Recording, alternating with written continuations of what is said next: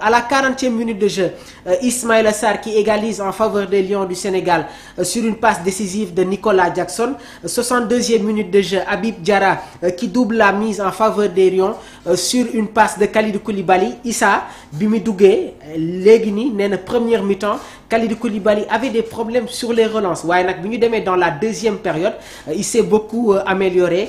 Et c'est ce qui a permis à Habib Diarra de marquer le deuxième but de l'équipe nationale du Sénégal. Le troisième but sur un contre, Lamine Camara sert minutieusement Cheikh Tidiane Sabali, nekk joueur buy évoluer ci équipe bii di FC Metz, qui a porté le numéro 10 de Sadio Mané. Donc 92e minute de jeu, 93e, Cheikh Tidiane Sabali, 3 buts à 1 en faveur de l'équipe nationale du Sénégal. 85e minute de jeu, la VAR ñoom ñoo annulé le but de Jude Bellingham. Concernant les changements, à la 58e minute de jeu ki nga xamante ne moom mooy Gibbs White nekk capitaine ci équipe bi di Nottingham Forest, donc City Ground mooy stade bu Nottingham Forest. Donc ki nga xamante ne moom mooy Gibbs White moom moo remplacé Anthony Gordon nekk Magpies di évoluer ci équipe bi nga xamante ne moom mooy Newcastle.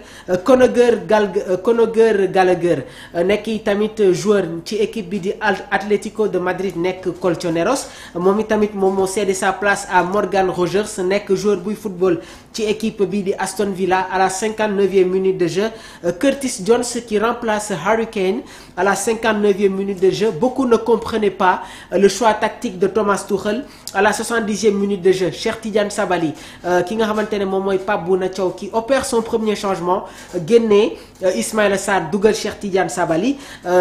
Jude Bellingham qui remplace Declan Rice à la 71e minute de jeu. Nodi Madueke en provenance du PSV Eindhoven qui est actuellement un joueur de Chelsea, moom moo remplacé Bukayo Saka. Pape Alassane Gueye qui prend la place de Habib Diarra à la 71e minute de jeu.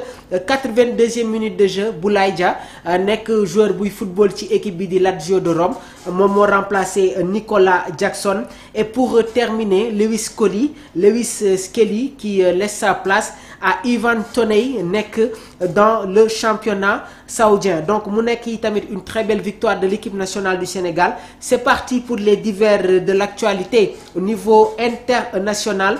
Ki nga xamante ne nag moom mooy l'ancien milieu de terrain de Manchester City, Kevin De Bruyne, conclure na un accord avec équipe bi di Napoli. Donc Kevin De Bruyne nekk joueur bi nga xamante ne football na dans le championnat allemand, football na ci équipe bii di Chelsea, et récemment ancien capitaine de Manchester City a donné son accord pour rejoindre le Napoli entraîné par Antonio Conte. Une information qui a été donnée par Fabrizio Romano. Alerte info, Galatasaray confiant pour obtenir l'accord de Leroy Sané sur un transfert gratuit. Leroy Sané nekk tamit joueur buy football ci équipe bii di Manchester City et sur le fii di Bayern Munich est sur le point de rejoindre Galatasaray. Leroy Sané passé par Manchester City avant muy dem ci équipe bi di Bayern Munich. Donc le conseil d'administration, président de Galatasaray sont maintenant optimistes pour obtenir le feu vert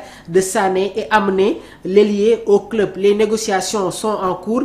De grande compétition avec plusieurs clubs yi nga xamante ne nag aussi bëgg nañu signer Leroy Sané nekk international de la Mannschaft. Le FC Barcelone ñoom ñi ngi envisager de signer Ivan Perisic comme agent libre. Ivan Perisic ñi football ci équipe bii di PSV Eindhoven nekk international croate, passé par l'Inter de Milan, football na tamit ci équipe bi nga xamante ne moom mooy Tottenham avant de rejoindre cette équipe du PSV Eindhoven. Donc l'FC Barcelone, plus précisément le directeur sportif ki nga xamante ne moom mooy Deco nekkoon ancien milieu de terrain du FC Porto, qui avait remporté la Ligue des Champions en 2004 avec José Mourinho face à cette équipe de Monaco. Après nag football na FC Barcelone, football na Chelsea. Actuellement c'est le directeur sportif du club catalan. Donc jamono ji nag Ivan Perisic comme agent libre au FC Barcelone. Est-ce une bonne option? On attend vos réactions. Autre transfert qui va être officialisé sous peu muy Florian Wirtz Florian Wirtz nekk joueur buy football ci équipe bi di Bayern Leverkusen. L'année dernière Bayern Leverkusen ñoom ñoo gagné woon le championnat allemand, la Bundesliga, sous les ordres de Xavi Alonso, qui a rejoint cette année-ci, qui a rejoint le Real de Madrid. Moom moo remplacé Carlo Ancelotti. Donc Florian Wirtz à Liverpool pourrait devenir le transfert le plus cher de tous les temps. Donc Neymar bi muy signé fële nga xamante ne moom mooy sa Paris Saint-Germain, c'était pour 222 millions d'euros. Kylian Mbappé au Paris Saint-Germain, c'était pour 180 millions d'euros.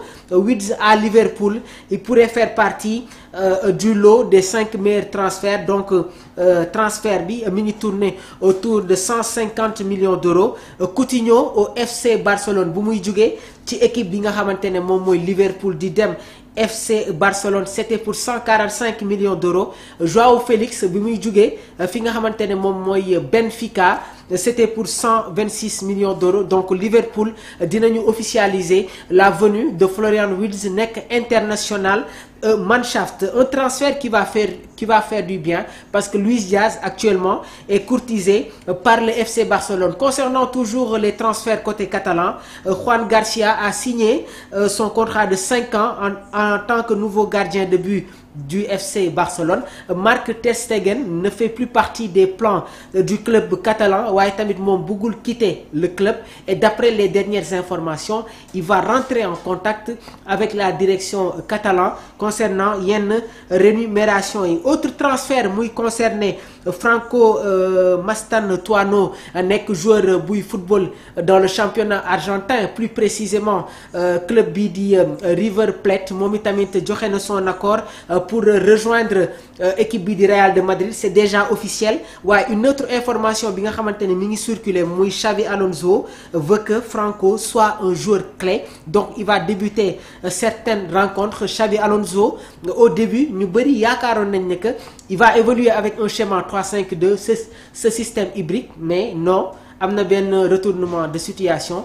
Le Real de Madrid va évoluer avec un schéma 4-3-3. dinañu ñëw dans l'aspect tactique. Autre transfert day concerner le frère de Jude Bellingham, muy Job Bellingham. moom itamit signé na ci équipe bi di Dortmund. ki nga xamante ne nag moom mooy Jude Bellingham laataa muy dem ci équipe bi di Real de Madrid, il est passé par le BVB, muy le Borussia Dortmund. Donc son frère signe ci club allemand bi di Dortmund. Autre transfert muy concerné Angel Gomez nekk joueur qui avait été formé par Manchester United, di football ci équipe bi di Lille. Donc signé na ci équipe bi di Olympique de Marseille. Donc c'est parti, l'Olympique de Marseille accepte de signer Angel Gomez. Toujours c'est des informations yi nga xamante ne ñi ngi koy vérifier laataa ñu leen koy jox yéen suñu mbokku internautes yi. Ça a été un réel plaisir à chaque fois di jàkkaarloo ak yéen, waaye comme ni ngeen ko xamee rek dinañu yaatal jotaay yi. Il y a la Coupe du monde des clubs qui se dessine. On va faire des plateaux spéciaux. Dinañu accueillir ay personnages